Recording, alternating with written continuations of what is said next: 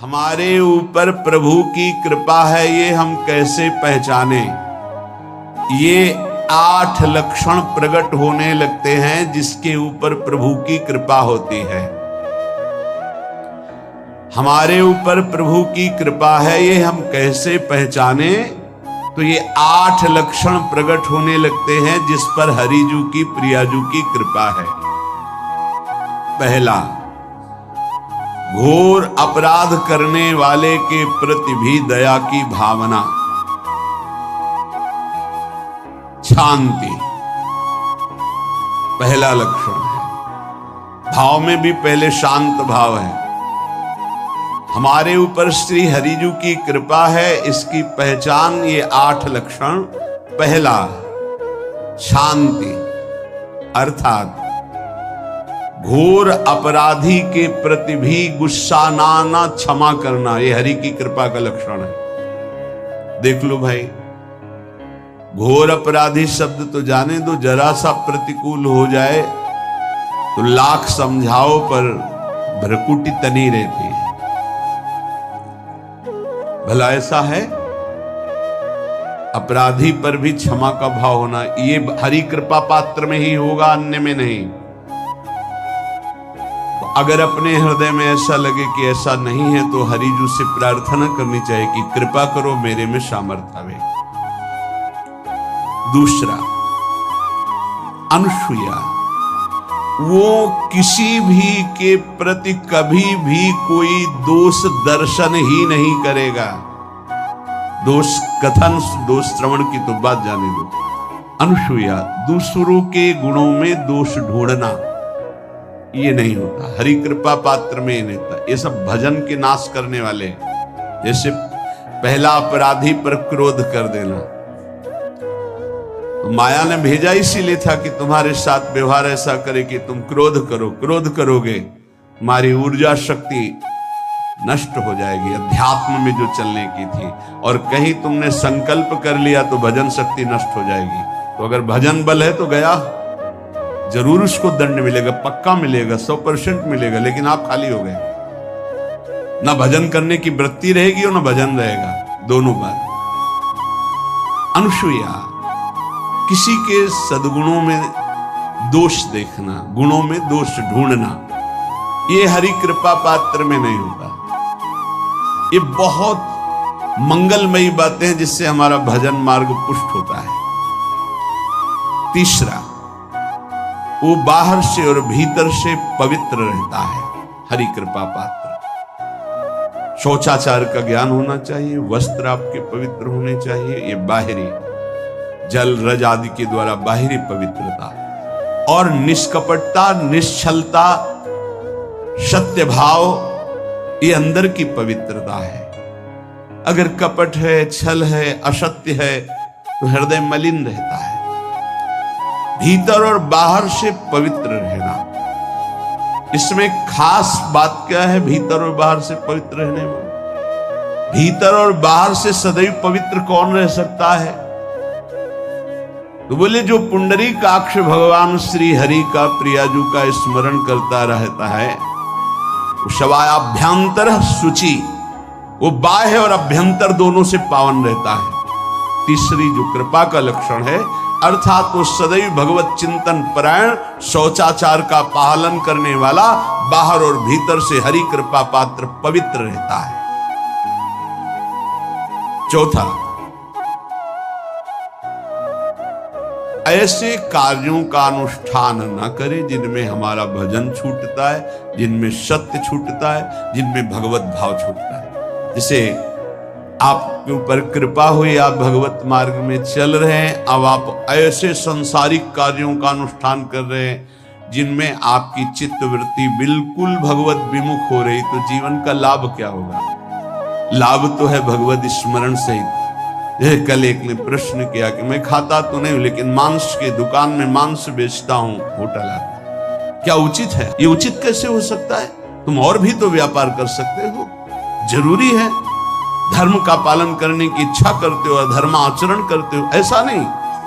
तो विरत बहुकर्मा, उन कर्मों से हमें विरत रहना है जो हमारे धर्म के विरुद्ध है, जो भजन के विरुद्ध है। हरि कृपा पात्र ऐसे कर्मों का अनुष्ठान कर ही नहीं सकता।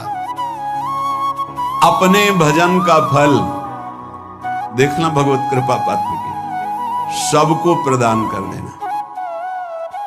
हिम्मत है?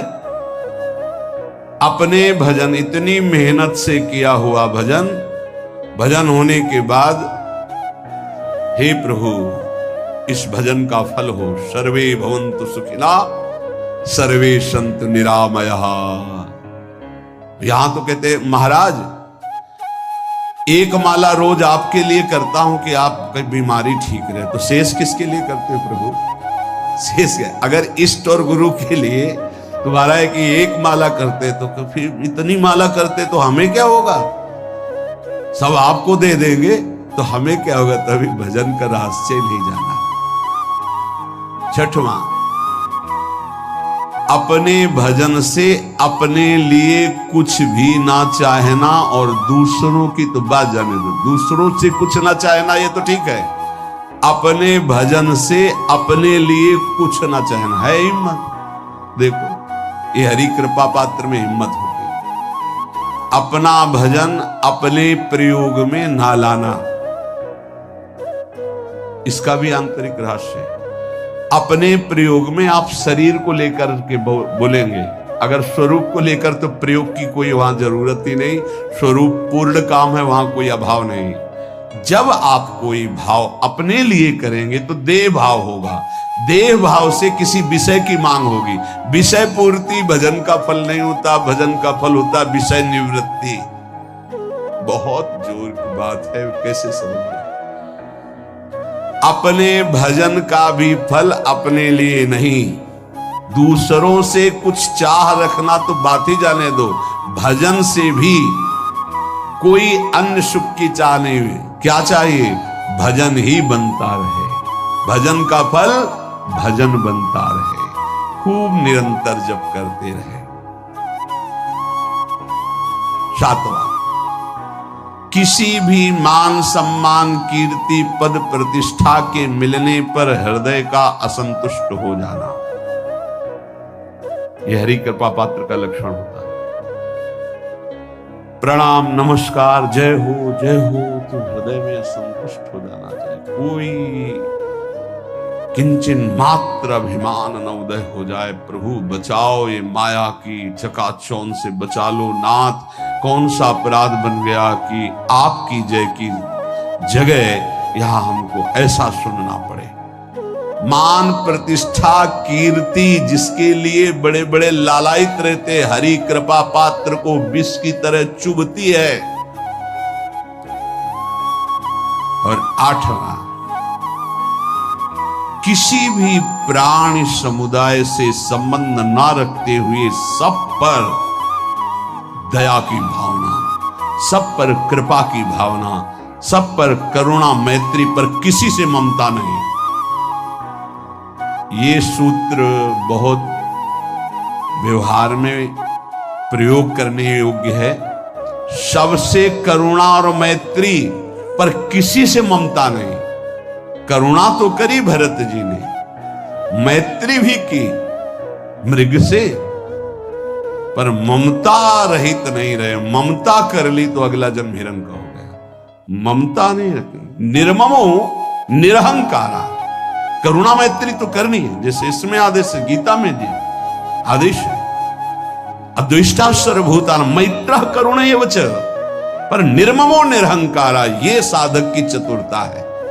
प्राणी मात्र पर दया कृपा करुणा मैत्री, पर ममता नहीं। ममता किसी से, और यहां करुणा मैत्री ये तो गायब हो गई, केवल ममता रह गई है। अपने शरीर से ममता, शरीर संबंधियों से ममता, विषय भोगों से ममता, यही जहर है। संबंध में ये ममता ही जहर है, विचारों में अहंकार जहर है, कर्मों में ये आसक्ति जहर है। इसी जहर को मिटा दे तो जीवन मुक्त महापुरुष कर्म करते हुए, विषय सेवन करते हुए, वार्ता करते हुए, विचार करते हुए, बिल्कुल जहर रही तो उसका जीवन हो गया। तो ये 8 बातें हरि कृपा पात्र में होती हैं, इनको बार बार सुनना, हृदय में धारण करना।